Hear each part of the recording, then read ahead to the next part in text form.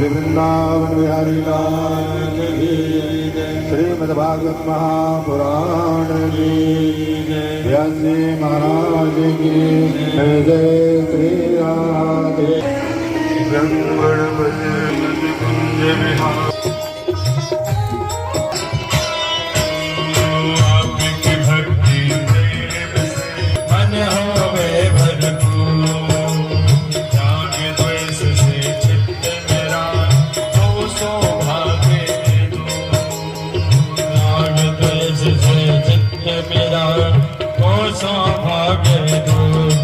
भगवान के मित्रों की कमी नहीं, भगवान के चाहने वालों की कमी नहीं है, पर साथ साथ कोई शत्रुओं की भी कमी नहीं है।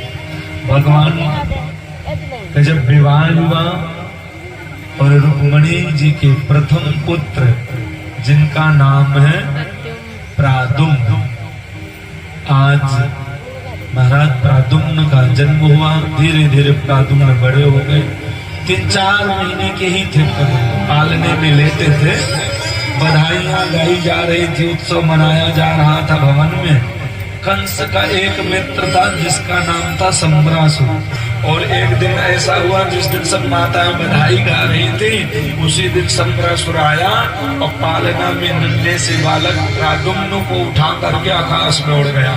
समुद्र पार उसकी नगरी थी, सोचा कि भी समुद्र में ही फेंक दूं। जब समुद्र के पार जाने लगा तो संबरासुर ने बीच समुद्र में ही फेंक दिया। पर जिस समय उस बालक का फेंकना हुआ, उसी समय एक मछली ने अपना मुख खोला श्वास लेने के लिए, वह बालक सीधे मछली के पेट में चला गया। अब कुछ ही मिनट में, कुछ ही सेकंड में वह मछली एक बहेलिया के जाल में फंस जाती है।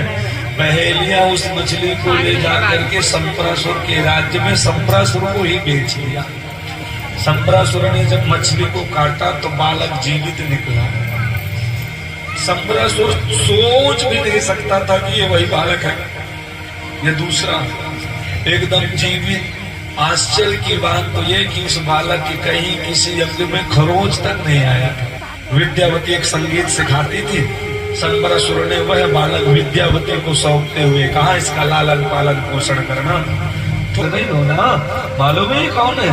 नहीं, आपके पति हैं। बोले ये कैसे? मैंने तो उनका पालन पोषण किया है। बोले आप अपना पूर्व जन्म याद करिए, पूर्व जन्म स्मरण करिए। आप रति थी और ये आपके पति कामदेव थे। जब देवताओं के कहने से भूत भावन भोलेनाथ शिव जी की समाधि को भंग करने के लिए गए, जैसे तीसरे नेत्र भगवान ने क्रोध में आकर के खोला, कामदेव जी जल करके भस्म हो गए। वहीं पर रति विलाप करने लगी, स्वामी जी प्रभु आप तो सर्वव्यापी हैं। हमारे स्वामी तो दूसरे के लिए, कल्याण के लिए आए थे, देवताओं की भलाई के लिए, समाज की भलाई के लिए। आपने मेरा सुहाग उजाड़ दिया, अब क्या होगा? भूत भवन भोलेनाथ तो आशुतोष से प्रसन्न हो गए और आशीर्वाद दिया, देवी अभी तो नहीं मिल सकते हैं, और जब तक नहीं मिल रहे तब तक आपके पतिदेव सब सर्वव्यापी रहेंगे, सबके हृदय में रहेंगे। और जब द्वापर आएगा, कोई साधारण बालक नहीं है, भगवान का अवतार हो चुका है, और ये भगवान के ही पुत्र, कृष्ण के ही पुत्र हैं, जो आपके पति हैं। कर भी लिया तो हमें वो सम्मान नहीं है। हमें माता पिता भी संकोच करने में,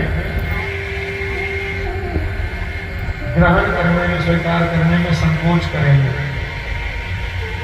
तो ये संकोच कर लिया तो समाज नहीं रहने देगा, बात बात में हमें ताना मारा जाएगा, बात बात में हमको हमारे चारों तरफ अंधेरा ही अंधेरा है। प्रभु हमें तो समझ में नहीं आता, हम कहाँ जाए कहाँ न जाए। प्रभु ने उनके हृदय की बेचैनी को समझा, व्याकुलता को समझा, मजबूरी को समझा, और तब प्रभु ने कहा, देवियों भले आज आपके माता पिता आपको स्वीकार करने में संकोच कर रहे हो, भले कोई भी राजकुमार आपसे विवाह न करना चाह रहा हो, फिर भी यदि आप चाहो तो मैं आपसे से विवाह करने के लिए तैयार हूँ। आज चाहो तो मुझे वरमाला बन कहना कि मुझे अपना स्वामी बना सकते।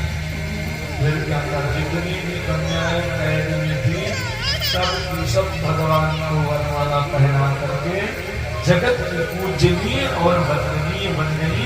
जब गिनती हुई तो व्योमासुर के कैद में 16,100 कन्याएं मिली। भगवान ने इन कन्याओं से विवाह करके अपना नाम देके एक जगत की जो दुर्व्यवहारता से समाज के दुर्गंध से भगवान ने सबको बचाया है। उनको अपना नाम देके भगवान ने 16,100 विवाह जगत के कल्याण के लिए किया।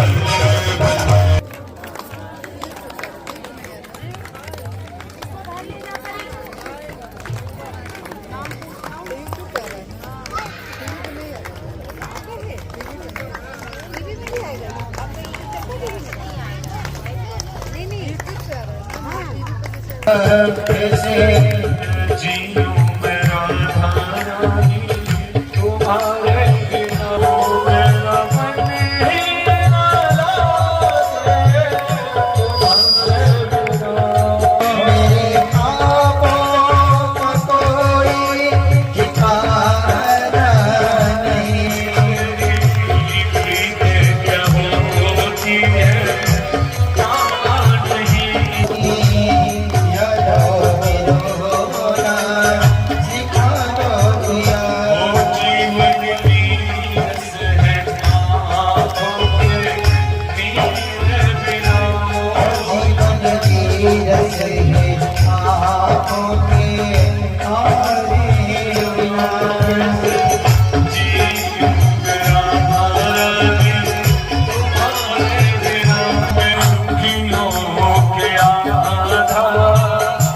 प्रीत क्या होती है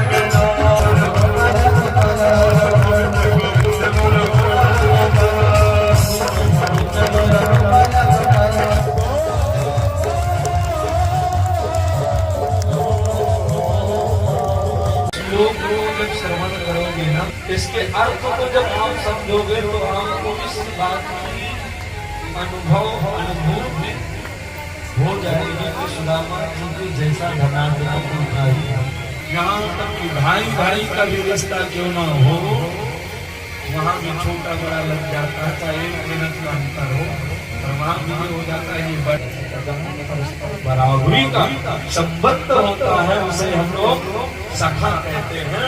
और भगवान कृष्ण के घनिष्ठ सखा है, विशेषण लगाया है। और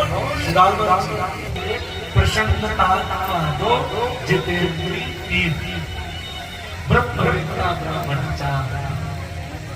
और कन्हैया का घनिष्ठ सखा खेलने वाला हमारा सहपाठी है, अरे उसके जैसा कृपालु, उसके जैसा दयालु, उसके जैसा करुणा सागर कौन हो सकता है। अरे एक बात मुझे याद है, एक बार मैं जंगल में संधा लेने के लिए गया, पैर में कांटा चुभ गया, मैं बड़ी दर्द से कराह रहा था, दूर दूर तक मेरी आवाज को सुनने वाला कोई नहीं था। पर उसी समय मेरा मित्र कृष्ण गुरुकुल में अध्ययन करने के लिए रथ में बैठकर आ रहा था, रोते हुए आवाज सुन करके तुरंत बीच मार्ग में जंगल में रास्ता में रथ रोका, दौड़ करके मेरे पास आया और पहली बार किसी ने मुझे मित्र कह के संबोधित किया। मित्र क्या दुख है, क्या कष्ट है, मैं बोल नहीं पा रहा था, मेरी दृष्टि ही पैरों की तरफ गई। तब तक कन्हैया ने पैर का कांटा देख लिया, मेरे मना करने पर अपने दांत से मेरे पैर के कांटे को ऐसे निकाल दिया जैसे कुछ लगा। किसी की पीड़ा उससे देखी नहीं जाती, किसी का दर्द उससे बर्दाश्त नहीं होता। मैंने कहा लाला, मित्रता तो बराबरी में होती है, आप तो राजकुमार, मैं निर्धन ब्राह्मण। बोले देखो, मैंने आपको देख करके, आपके धन को देख करके नहीं मैंने मित्रता की, जो प्रेम आपके हृदय में है वो प्रेम मेरे भी हृदय में है, इसलिए हम दोनों आपस में बराबर के हुए और इसीलिए आज से तो मेरे सखा हुए, मेरे मित्र हुए। देखिए भगवान जिस गुरुकुल में पढ़ने के लिए गए, संदीप जी के विद्यालय में, कितने दिनों में विद्या अध्ययन कर लिया? 64 दिनों में। सुदामा जी को भी आता था, क्योंकि पढ़ने में कोई कमजोर नहीं थे। और सुदामा जी ने भी विचार किया कि यदि मैं भी प्रश्नों का उत्तर इन सब विद्यार्थियों के जैसे दे दिया तो शायद हमारे गुरु जी को लेने जाना पड़ेगा और हमारे रहते हुए हमारे गुरु की जंगल जाए, ये उचित नहीं होगा। इसलिए जानबूझ करके सुदामा जी ने कह दिया हमसे नहीं होगा। और अब बाद में भगवान कृष्ण का नंबर आया तो कन्हैया ने भी मन में विचार किया, सुदामा जी आप अकेले थोड़े ना जाओगे, हम भी आपके साथ संधा लेना जाएंगे। नहीं तो जो 64 दिनों में संपूर्ण विद्याओं का बोधन कर ले, उनसे कोई प्रश्न ना बने, कैसे संभव हो सकता है। पर आज इसलिए जानबूझ करके प्रश्न नहीं बना क्योंकि हम भी संधा लेने सुदामा जी के साथ जाए। आज कृष्ण और सुदामा जब जंगल संधा लेने जा रहे थे तो गुरु माता कन्हैया से ज्यादा सुदामा पर भरोसा करती है। कन्हैया थोड़ी सी चंचली है ना। सुदामा जी के सामने विषम परिस्थिति ये थी कि यदि चने को नहीं खाते, फेंकते हैं तो पहले गुरु माता की आज्ञा का अवहेलना हो जाएगा और गुरु माता उदास हो जाएगी, चिंता करती रहेगी कि क्या खाएंगे क्या नहीं खाएंगे। दूसरी बात, जहाँ भी चने को हम फेंकेंगे वहां की पृथ्वी भूमि बंजर हो जाएगी क्योंकि ये श्रापित हो चुके हैं चने। यदि समुद्र में फेंकेंगे तो समुद्र सूख जाएगा, इस श्राप को बचा नहीं पाएगा। मैं भले गरीब हो जाऊं पर मेरा मित्र गरीब नहीं होना चाहिए क्योंकि ब्राह्मण का कर्म है भिक्षा मांग कर भी जीवन पान अपना यापन कर लेगा, काट लेगा। पर ध्यान देना, क्षत्रिय का कर्तव्य नहीं है किसी के सामने हाथ फैला करके मांगे। क्षत्रिय तो हमेशा दान देता है, लेता नहीं है। दान लेने का अधिकार तो ब्राह्मण का है। इसलिए मैं भले गरीब हो जाऊं पर मेरा मित्र कृष्ण गरीब नहीं होना चाहिए। एक राजा निर्धन हो जाएगा, पूरी अर्थव्यवस्था डगमगा जाएगी। ये क्षत्रिय है, राजकुमार है, इसको बहुत काम करने हैं आगे जाके। इसलिए सुदामा जी बिना किसी संकोच के समय लगाए और चुपचाप अकेली उन चनों को भोग लगा लिया। कन्हैया ने पूछा, ये आवाज कहां से? बोले दांत खिटखिटा रहे हैं ठंड में, ये बारिश हो रही है ना। और इसीलिए सुदामा जी बिना बताए प्रभु को पूरे चनों में भोग। आज सुशीला भैया ने जैसे बात छेड़ी याद नहीं होती, बोली याद नहीं होती, पर मैं सोचता हूँ मेरे जाने से उसके राज्य में कोई व्यवधान न पड़े। पर आज अधिक इच्छा हो रही है और ब्राह्मण के यहाँ, गुरु जी के यहाँ जाओ, मंदिर में जाओ, कुछ न कुछ लेके जाना चाहिए। विश्वास लेके आया हो, मेरे बचपन का यार है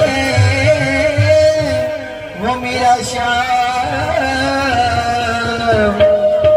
यही सोच कर मैं आस लेके आया हूँ। अरे भाई मानो, मैं आस लेके इधर पे सुना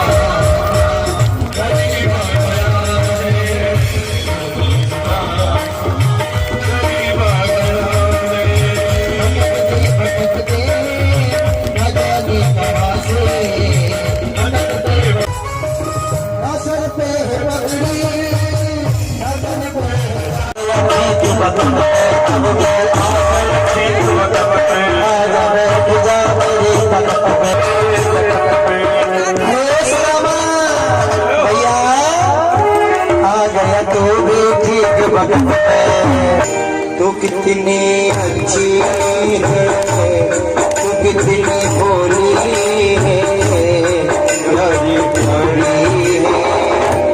ओ गोविंद ने स्वयं कहा कि जब से लाला आयो कहा तो ऐसे हाथ दबा के चो बैठो है। अरे कहीं इतनी दूर से आ जाओ ना तो और तो सब दर्द ठीक है, बस हाथ में महसूस सो दर्द है। बोले वो दर्द तेरे हाथ में और दबा रहे तेरे जब चरण ला, पहले तेरे हाथ ही को दर्द दूर करे। नाना लाला नाना कन्हैया मेरे हाथ मत लगाइयो।